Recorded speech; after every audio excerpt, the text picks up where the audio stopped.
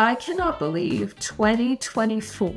If someone's listening to this podcast and you have a team of salespeople and you are not giving them the time to at least go to the website of the prospects you're asking them to call, shame on you. That doesn't make any sense to me. Some of the things we've talked about is, leaving inspiring messages that get returned. You talk about the NASCAR voicemail. I can't believe even today, if someone does leave a voicemail, they leave it like it's 400 miles an hour. I can't believe today that call centers don't think that the people that are calling are not smart, where you get a call and then there's a pregnant pause of 5 to 10 seconds and then it goes direct to a representative in the background and it sounds like a concert. There's so much background noise, I can't understand them. Is there sort of a punch list of things not to do when practicing effective phone and omni-channel communications that you can share with our listeners? Well, certainly. You are listening to the Bestsellers podcast presented by Doug Dvorak, where the focus is elevating your sales boom. The Bestsellers podcast, your ultimate destination for winning sales strategies. Good day, Bestseller Podcast Nation. Hi, I'm Doug Dvorak, founder and managing principal of the Sales Coaching Institute, and welcome to our first inaugural Bestsellers podcast. I'm so excited. So much work and effort has gone into making this a reality. And our first guest, I'm so excited, is Mary Jane Copps, affectionately known as the Phone Lady, an expert in all things sales and telephone training, as well as a New York Times best-selling author. Her book, The Phone Book, is an incredible resource to help with telephone and omni-channel communication skills. Mary Jane, all the way from Halifax, Nova Scotia, welcome. Thank you, Doug. I'm so excited to be here with you. So am I. Mary Jane, can you share a bit about your background and how you got started and known as the Phone Lady? Sure. I think it starts way back in 1987, which is when I started my very first business. And it was a North American marketing firm. It was North America's first online research directory for journalists. And it involved my learning how to sell, because in those days, to build a business, you picked up the phone, you talked to people, and then you put things in the regular mail. Whew. I knew nothing about sales. I could talk, though, because my background was journalism. I knew how to use the phone. And I basically, to grow that company, recorded my calls every day, listened to them every night, and became incredibly fascinated by the psychology of phone communication. And as I grew that business and created a sales team, I would also record and listen to their calls at night and just really dived into how we speak to somebody, the words we use, our cadence. I got really interested in that. I sold that business after 14 years, and I took a little break helping a friend build his software business, just a couple of days a week. And when it was time for me to go, I said, look, I've gotten you the clients that we set out, and I need to go and get a job. And he said, no, you need to start another business. And I said, it isn't on my list that I'm going to keep writing my own paycheck. I'd like somebody else to do that for a while. And he said, no, you have to teach people what you know about talking on the phone. And strangely enough, my reaction was, that's not a business, that's common sense. And he said, no, it's a business. Stay here, use my office, just test it out. We'll run it through my company. And if you don't get any clients, that's fine. So I printed 10 brochures on a dot matrix printer, put them in the mail, and had 3 clients within 5 days. Wow, that's a great story. So that really inspired you to pursue a career as a phone and omni-channel communications and training coach. It did. It really did. So that was 18 years ago. Wow, that's a Yeah. great story. According to a recent 2024 Forrester Research report on sales skills effectiveness, 90% of salespeople have never read a book on selling. And the number one challenge facing salespeople in 2024 is actually connecting with a client or prospect to schedule a meeting.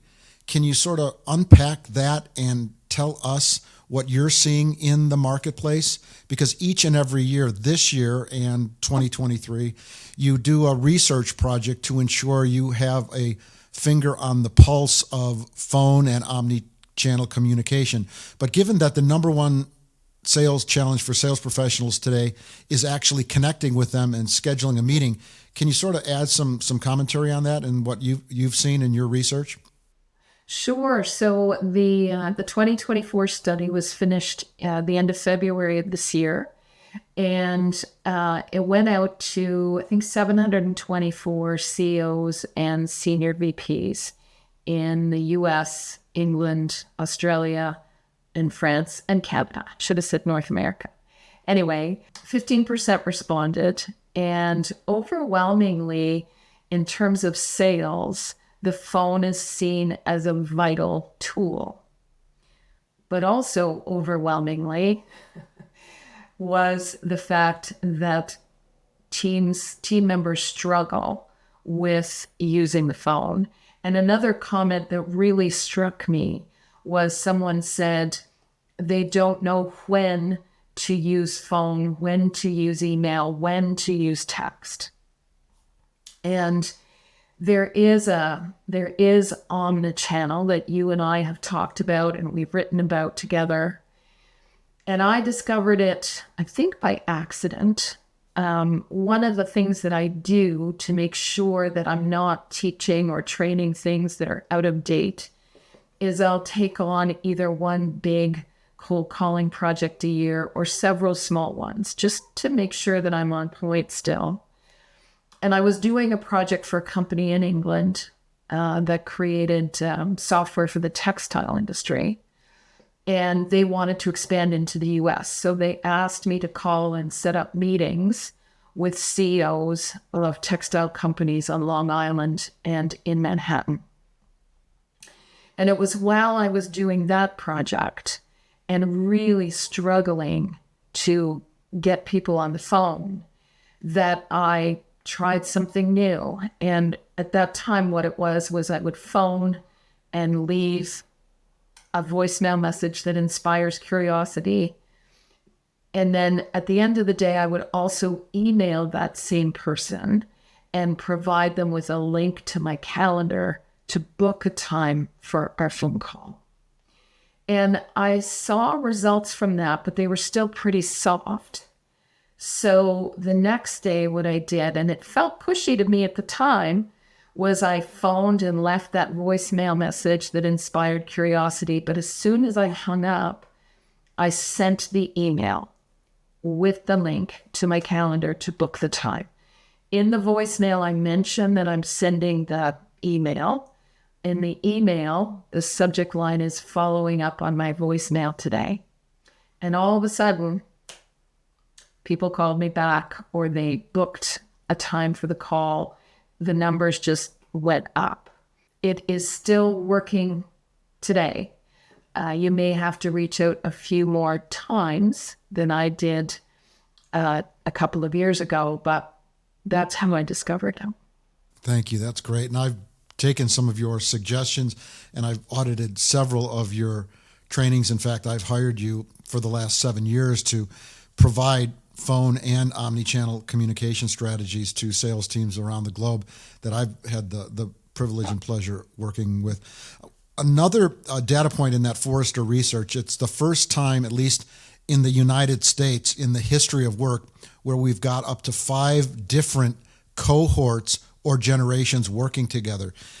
You know, those younger cohorts, Gen Zs or Gen Ys, they are all about digital. Some of them, you know, when they see a phone, they probably have never seen a landline. Can you sort of give us your observation on how critical omni-channel, but specifically telephone selling or phone selling skills are for the younger populations who may not see it as a sales or effective communications tool?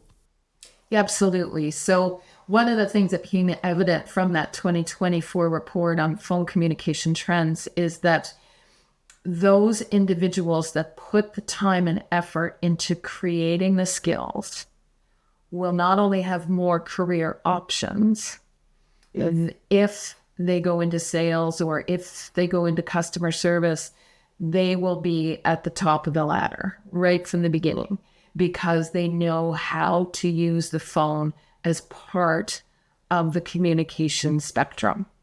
One of the things that we have to remember is that, the younger generations didn't grow up with a house phone. They grew up with a phone in their pocket, a computer in their pocket. So what a lot of companies misjudge, I think, is that it isn't that they don't want to use the technology, but they don't know how. And for those of us in older generations, we think, oh, come on, how was that possible? It is possible if you've never been exposed to something. And talking on the phone takes practice, just like public speaking takes practice.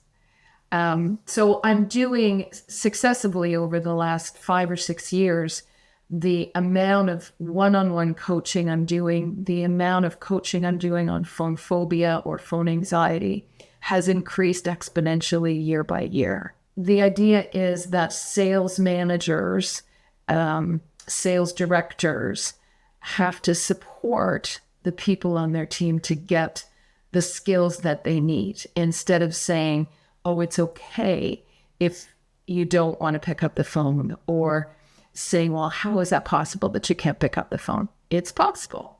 So we need to provide them with that skill. And for those younger generations, once they receive the training, do they recognize then, if they're a sales professional, the importance of this sometimes underused resource and do see results? Yes, they do. I mean, one of the things that I hear the most often is, wow, that took a lot less time than email. Mm-hmm. Right? Or I got the meeting, Mary Jane. I'm calling because I got the meeting. What we've done is we've said the phone, but phones are technology. And, what I like to say, it's not technology like an 8-track tape, right? It hasn't disappeared. It's not fancy like a new camera or a new iPhone, but it's a technology that really works to allow us to communicate. One of the other things the study pointed out, and I'm not 100% clear on how this all melds together, but some of the respondents said we're going to use the phone more going forward because of AI. Because AI has the ability to imitate our voices, we want to stand out by being incredibly genuine, adding a genuine personal element to our communication. So that's the other side of it. Isn't only to have a sales conversation, but to allow your prospect to hear your enthusiasm for your product or service, to allow your prospect to hear that you're genuinely interested in them, that you've chosen to call them. That isn't available, of course, in an email, and it isn't available in automated messaging or texts. Excellent. How do you see the role of phone sales evolving in the context of omni-channel communication strategies? Well, for me, it's the first step in the process. So I want to connect with you, Doug. I am going to phone you as my first step. And in that phone conversation or the phone message I'm going to leave, I'm going to say to you something like, Doug, it's Mary Jane calling from the phone lady. I have a quick question for you. And I'm available today until 3 p.m. Now, if we don't connect by 3 p.m., that's fine. I'll follow up with you again Friday. And in the meantime, I'm going to take the liberty of sending you an email in case that's easier for you. So look for me in your inbox. And as I say, the next step then is to send that email message. Now, when you get my voicemail, and of course I should have had my phone number in there, but when you get my voicemail, the psychology here is you don't know what my quick question is, but for a percentage of your prospects, their curiosity will move them to call you back just to find out what that quick question is. The other piece, which is to say I'm available till 3, if you pick up my message at 3:30, you don't have to call me back. I've told you. So the experience you have is my respect for your time. And then lastly, I say, look, I'll follow up. I'm going to follow up again on Friday. So I'm not a fast, pushy salesperson. And I'm not a scam because they don't say, oh, it's okay, Doug, I'm going to call you again on Friday. So I'm a real person. And that's what starts the relationship right there. The sound of my voice is starting the building of trust and relationship. Excellent. And you had mentioned that when you take a current phone sales approach and layer a structured omni-channel sales approach, that the results explode. Do you have any data points that can speak to the type of improved results that organizations and individuals have enjoyed after melding those two, sales through the phone and then a true omni-channel sales campaign? Sure. So this year, and I probably should have counted these for you, but let's say this year I've worked with 12 teams in a wide range of industries. And as soon as we go through the parts of the training that give them these 3 steps, when I meet with them again, which is usually a week later, they've all booked appointments. They've all reached the people that they want to talk to. And they're always surprised. And a lot of the comment is, this person, I've been calling them for 9 months. And suddenly, because I told them I had a quick question, they called me back. So it is about, combining grit, if you like, of the sales process, but with some psychology of what works to motivate another human being to act. Interesting. In my research, most organizations don't have a universal sales language or process. And when it comes down to the telephone sales, it's here's a couple scripts and it's the law of large numbers, smile and dial, time block. It's not really about the law of large numbers. It's the law of quality, time, and following a phone and omni-channel sales process.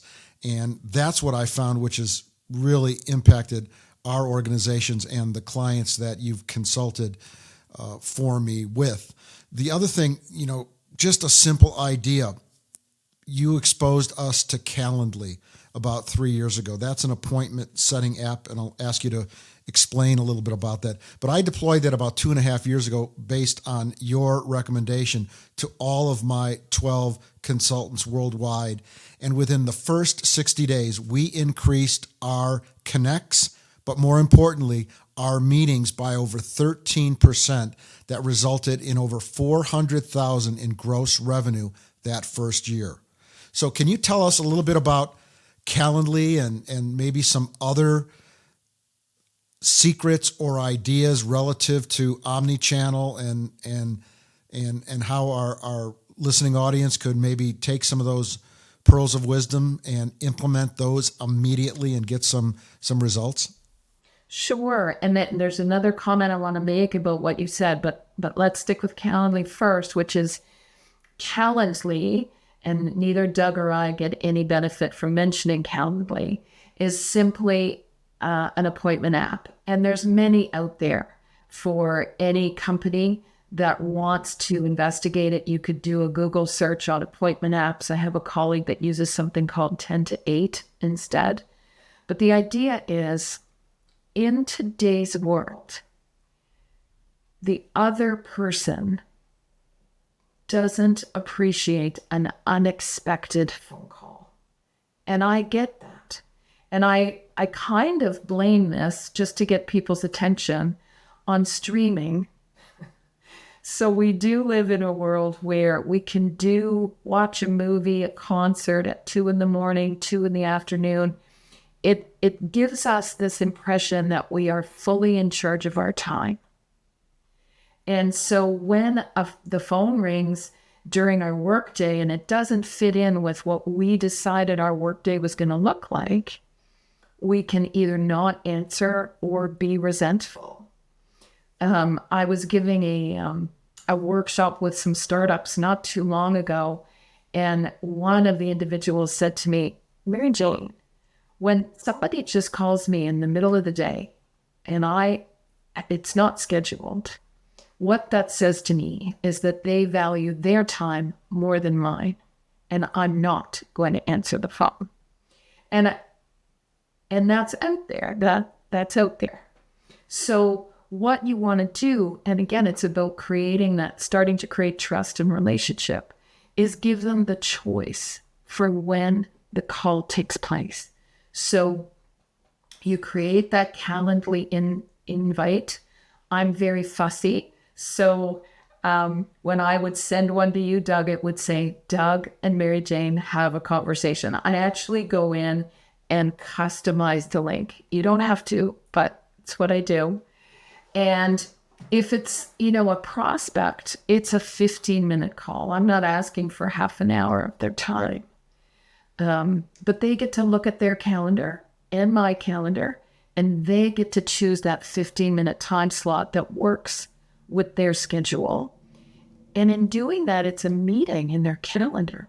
So when you call, they're ready for your call. They're expecting your call. So you're going to have a much better conversation than you would if you called them out of the blue and interrupted them. Excellent. Excellent. Mary Jane, in your experience, what are some of the common challenges that sales professionals face when implementing omni-channel sales strategies, and how can they overcome them? Well, I think you pointed it out at the beginning of your last statement there is, first of all, it's not about numbers anymore. It's not about dialing or, just saying, just contact as many people as you can and something will happen. It's not about that anymore. It really is about working to create a genuine connection with your prospects. We all know how to avoid email that looks like spam. We're getting very good at that, actually. We all know how to not interact with LinkedIn messages that don't have any connection to us, right? And we're not going to return phone calls that don't have anything to do with us. So stop worrying about the numbers. I can say that when I first started implementing Omni-Channel, I got uncomfortable because when I was first selling by phone in the late 80s and early 90s, and I still have my tick sheets around, I could do 110 calls a day, right? And it was a marker. How many did I do today? How many did I do today? Badge of courage. Yeah, right? You wanted to beat yesterday's numbers. But Omni-Channel isn't about the numbers. It's about the quality. And so you do all three things, one after the other, and you connect with them on LinkedIn or send them a message on LinkedIn as well. That's also part of the process. So sometimes you can only do 6 or 8 calls an hour because you're doing multiple steps. But as you said, the results are better. The results are way better. Yeah, so you have to stop that. You have to move away from thinking it's maximum number game It is a number game. Obviously, we always want to be reaching out to prospects. It's important. But it isn't about hundreds and hundreds of contacts. It's about the quality of contact and how it's being received by the prospect. Excellent. And I think you share with me that the two things that are required to establish before you start selling is establish meaningful trust and rapport.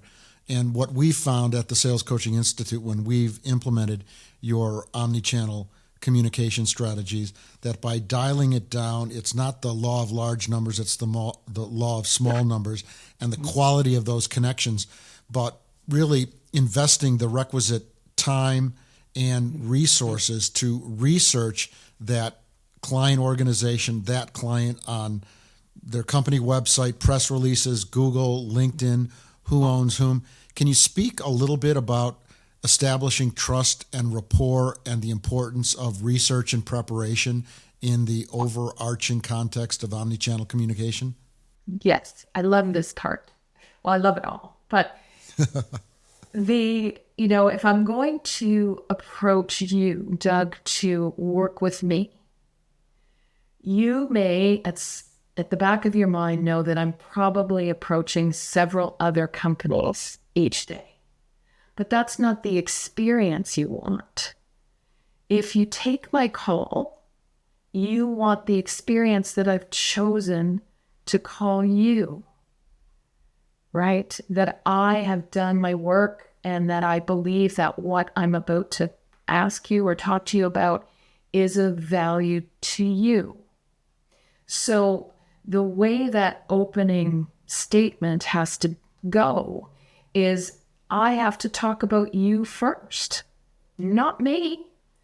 If I talk about me first, I've lost you. I've lost your trust. I've lost your interest because that's not the experience you want. Once I talk about you, I can say something about me. But the mistake we make is we think, oh, I have to tell Doug everything about the value of the phone lady right up front so he has it all and he gets excited. Well, that's not going to excite you if I just talk for 3 minutes about myself. I want to say something about you, say something small about me. Let's be humble here. And then I want to ask you an open-ended question. I want to get a conversation started.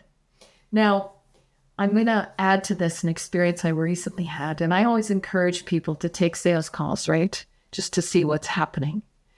I got a call from Yellow Pages. Now, some people would say Yellow Pages, but they've morphed into a company that does websites and all kinds of other things. So first of all, I pick up the phone. It's my business line. And the question is, have I reached Mary Jane Cops? Okay, so my alarm is going off already. And I said, yes, you have. And are you the president of the phone lady? Yes, I am.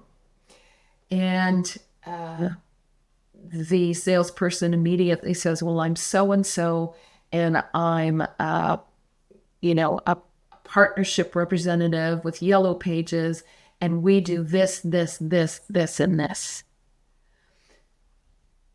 And would you like to learn more?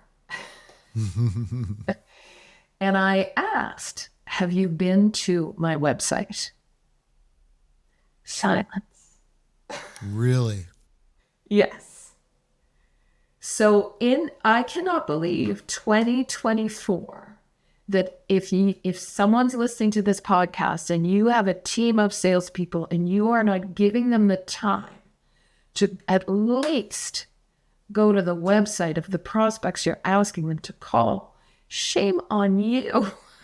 That doesn't make any sense to me that you would ask anybody to call me and not know anything about the work that I do. Unbelievable. It's still occurring in 2024. And I've grown so much and have become a better phone and omnichannel communicator. Some of the things we've talked about is, leaving inspiring messages that get returned. You talk about the NASCAR voicemail. I can't believe even today, if someone does leave a voicemail, they leave it like it's 400 miles an hour. I can't believe today that call centers don't think that the people that are calling are not smart, where you get a call and then there's a pregnant pause of 5 to 10 seconds and then it goes direct to a representative in the background and it sounds like a concert. There's so much background noise, I can't understand them. Is there sort of a punch list of things not to do when practicing effective phone and omni-channel communications that you can share with our listeners? Oh, that's a great question. Well, certainly slow down. Make sure that you say your name really clearly. Sometimes it surprises clients when I say this, but when we give somebody our name, it's like extending our hand to shake hands. So it really is the moment when we begin to create relationship. So when we call and say, "Hi, Doug, it's Mary Jane calling from the phone lady," I haven't really introduced myself to you because I said that all way too quickly. So you're still not sure who you're talking to. And that keeps that defensiveness in place, right? So we haven't moved into the ability to have a conversation. The other thing, Doug, which you know we talk about, you got to be careful of your language. And I don't mean that in terms of swearing or anything like that, but so many people still call and say, "Hi, Doug, it's Mary Jane calling from the phone lady, and I'm just calling to find out a little bit more about your company because it's possible, maybe that we could work together." Iffy language and Mary Jane speak.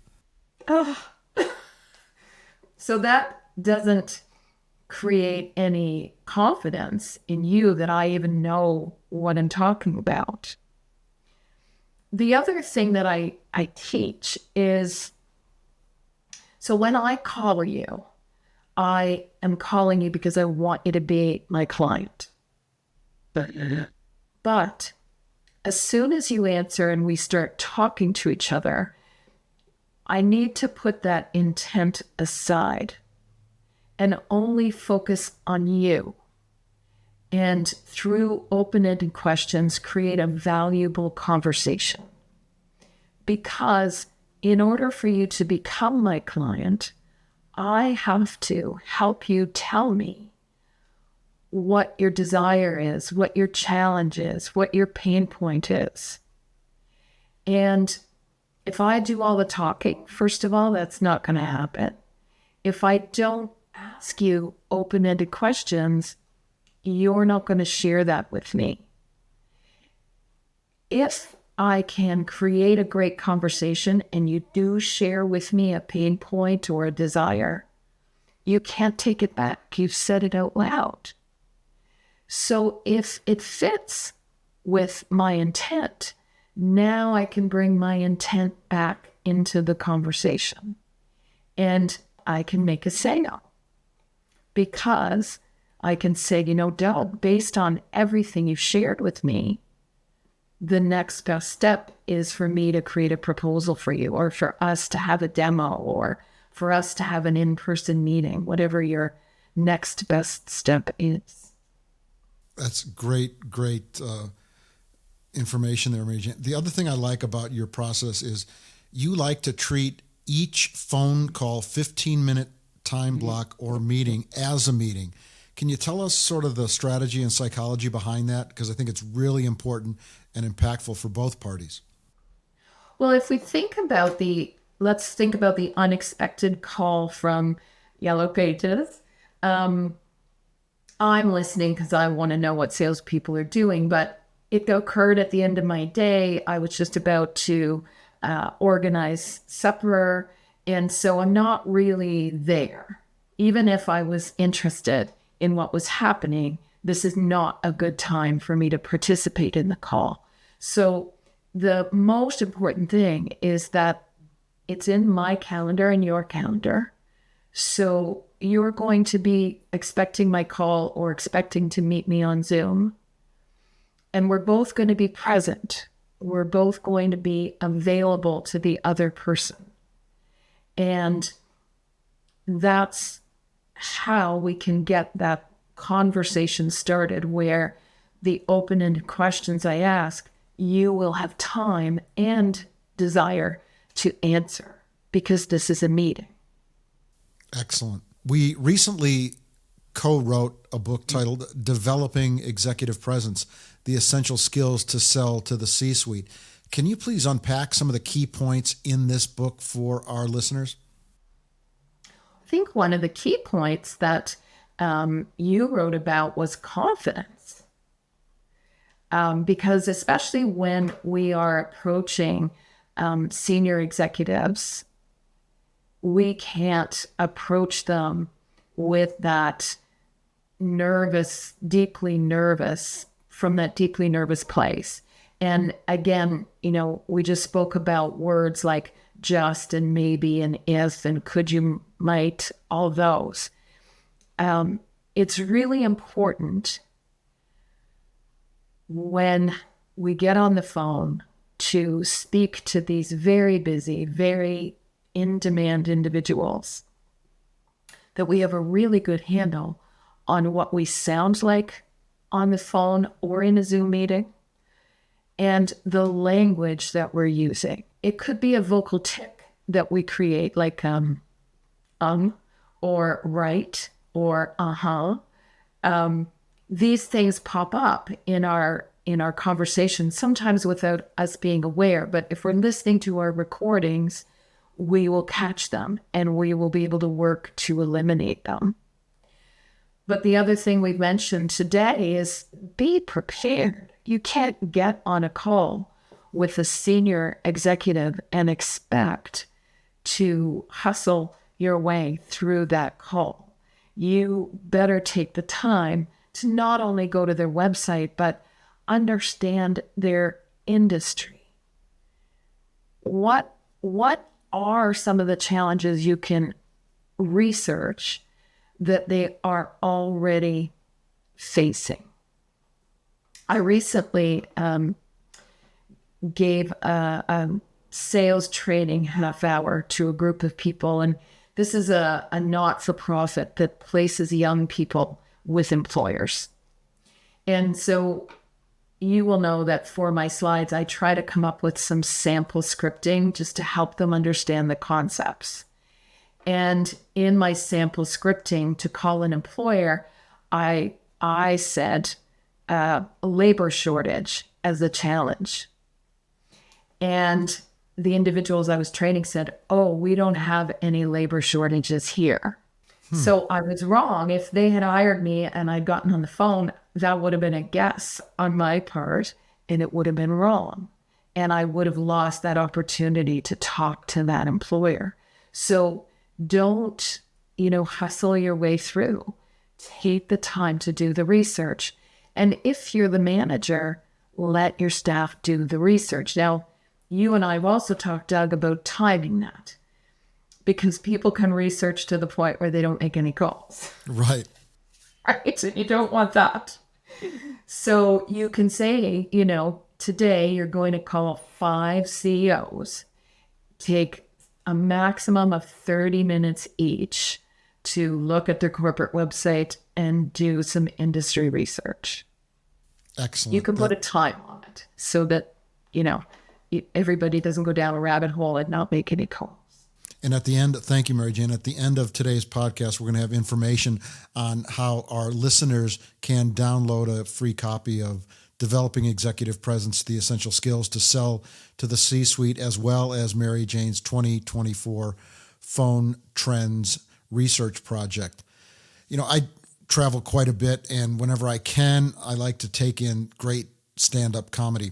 And if you look at those headliners that have worked hard and built a brand, when they come out, they have 2 cell phones. They have one that is a regular cell phone and another that is going to record their set. And after their set is over, they don't go out and party. They are students and masters of their craft. They look for the 1, 2, 3 beat. Where are the laughs? Where could I have built and heightened that joke? You had mentioned a few minutes ago about the importance of recording one's phone conversations and listening to them, perhaps in concert with their manager or coach. Can you tell us a little bit about why recording one's telephone calls, telemarketing calls is important, and how they can use that for growth and to become a better omni-channel communication specialist? Oh, wow. Yeah. I mean, it's the best thing to do. And I know it's complicated. Here in Canada, it's very straightforward to record a call still. If there were 2 people on a call in Canada, as long as one of them knows it's being recorded, you can record legally without telling them. If there's more than 2 people, you have to tell everybody. And of course, in the States, each state would have different guidelines, right? Yes. But our voices are a tool. They allow us to engage somebody. They allow us to inspire somebody. They allow us to create trust and relationship with somebody. Our voices actually express our personality as well as our knowledge and our professionalism. And all of that goes into gaining a new client, because people certainly work with me because I know things, but they don't work with me if they don't like me and they're not impressed. Right? So sending them an email doesn't have that impact of who Mary Jane is and that she would be interesting as a person to work with, right? Besides the fact of what I do. And so I record my voice. I listen to my voice all the time. And I'm over 30 years of being on the phone now. So people say, well, why are you still doing that? Because again, I could create a vocal tic and not be aware of it. But our voices change as we age as well. So I want to stay on top of that. And I want to hear what my voice sounds like when I'm stressed, when I'm busy, when I'm just back from vacation. There's so many things that influence how we sound. And sometimes too, if we're using the same scripting all the time, no matter how good we are, we're going to start sounding automated. We want to couch that, and we want to either change the script or do something to put energy back in our voice. The other thing too, I suppose I should mention, because people balk when I tell them to record their calls. Always. I get big eye rolls. When I'm talking to you now, Doug, my voice that I'm hearing is about 10 or 12 notes lower than the voice you were hearing. And that's because it's bouncing off bones in my skull and my ear before I hear it. Interesting. I love this voice that I hear. So do we. So do we. But when I listen to recordings, I'm like, oh my goodness, my voice is so high.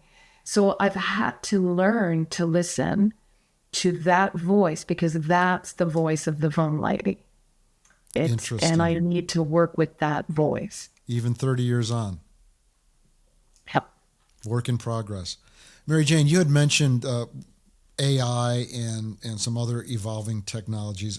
AI is in our face all the time, how it's going to impact us socially, personally, professionally. But in the context of sales, phone, omni-channel communication, what are some innovative techniques or technologies, AI or not, that businesses and individuals can use to enhance their omni-channel sales capabilities, especially in the realm of telephone sales?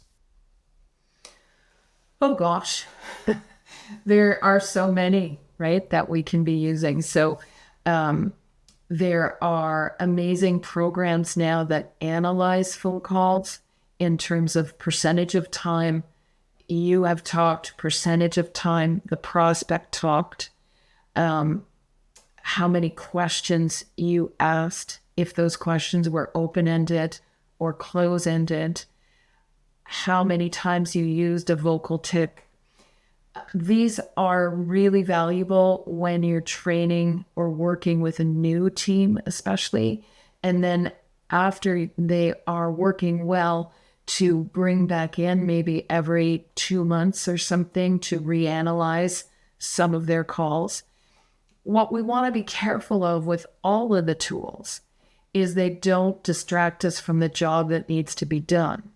Great point. So in working with some of these higher end platforms with some of my clients, you can get lost in that rabbit hole, just like doing searches on the internet. And it's the end of the day and you haven't made any sales calls, but you've analyzed a lot of things or you've done a lot of research. So it's important to set aside time for training, set aside time for coaching. I train managers how to coach teams that are on the phone because everybody will have different skills and you want to be able to support them all in different ways. But there's a time for training, there's a time for coaching, and then there's a time for learning. And the learning is when you've got a sales process and you're following it for an hour, 2 hours, you're getting it done. And you had mentioned again earlier that you're sometimes surprised by clients that don't have a sales process, and I'm surprised by that. You need a process. Otherwise, how can you measure? How can you measure results without a process? You can't measure results. You can't effectively grow and scale an organization. So it's, to your point, establish a sales process and then trust the process. Yes. And it's amazing that organizations don't. And to your earlier point, don't get too in love with the technology.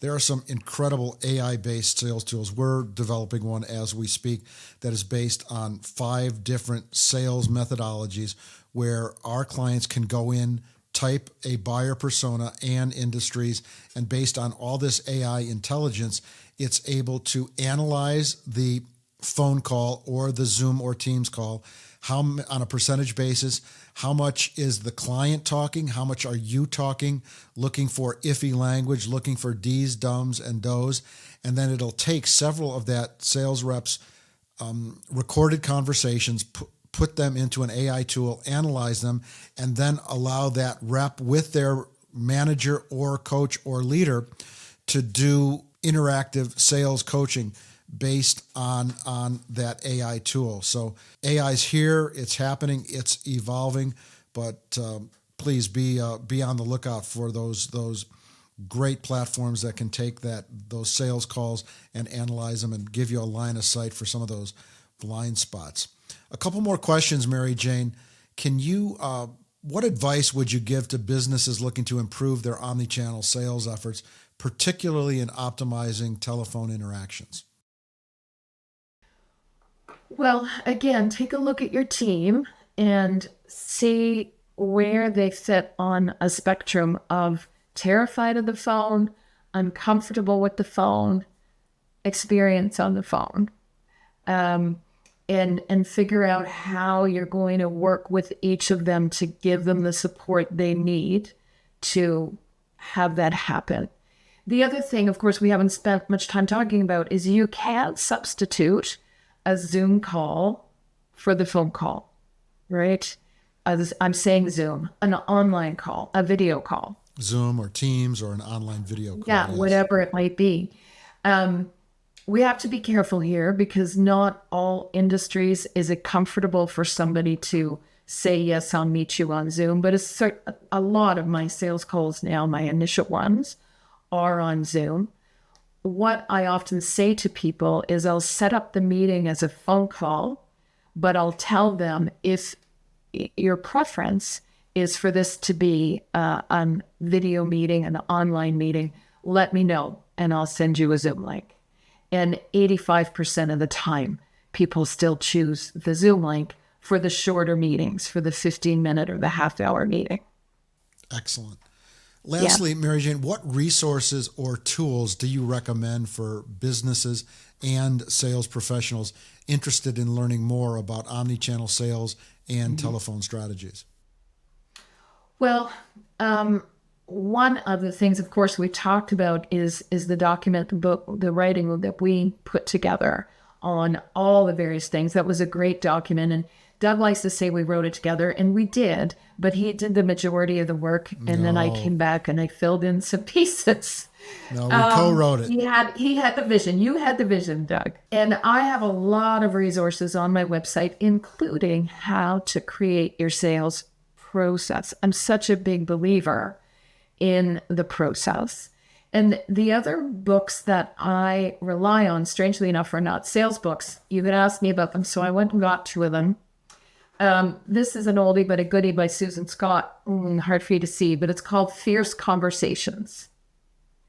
And to me, sales are all about conversation. It's all about the conversation. So again, if you've got younger people on your team, and I hate to be generational, but talk to them about having conversations. You can't sell if you're not comfortable with the rhythm of a real-time conversation, and help them practice that. And what I like to say to people is start with family and friends. Start in person. Have more in-person conversations instead of texts. And then maybe for a weekend, let your family and friends know you're going to phone them and practice that. It does take practice. Excellent. So we're coming to the end of our podcast today, Mary Jane. What 3 things would you challenge our listeners to do to improve their phone and omni-channel sales communication strategies? Okay, first of all, always start your conversation by talking about the person you're contacting. Make sure you know something about them. Don't start your conversation with how are you? If this is a prospect, right? Don't start with how are you? That's a flag that it's probably a sales call. And do avoid, is this a good time? And people always gasp when I say this, but it isn't that you want to push through. You want to be listening right from the beginning. So instead of saying, is this a good time? You're going to say, it sounds like you're driving your car, or it sounds like. To give you an example, I was following up in August on a proposal to an insurance company, and I had the cell phone number of the senior VP. So I called her, and when she answered, I could hear children having a fabulous time in the background. So I simply said, it sounds like I've caught you at a very inconvenient time. She said, yes, you have, but, and she had the conversation with me simply because she felt that respect of the fact that I was already listening, as opposed to a blanket statement like, have I caught you at a bad time? Excellent. Mary Jane, if our listeners want to get a hold of you, can you please share your contact details? Sure. So the website, very simple, thephonelady.com. And the phone number in Canada, 902-404-3290.